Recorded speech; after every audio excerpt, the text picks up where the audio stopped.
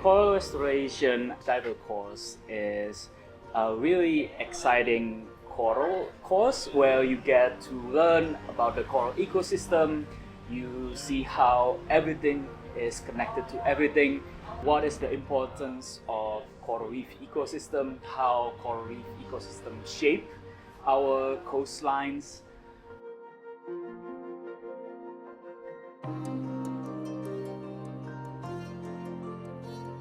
This course takes 3 days. I know it sounds a lot, but you're gonna have fun. So during the first day, it will be introduction to the coral reef ecosystem, about how important they are and how they are very connected to human lives. We also identify some corals.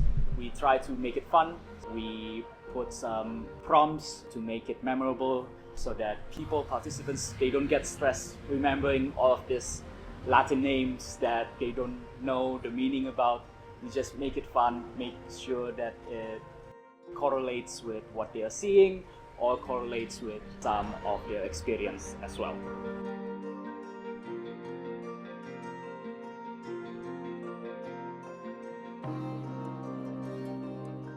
We here use the metal structure and the floating rope techniques to restore the Crystal Bay area.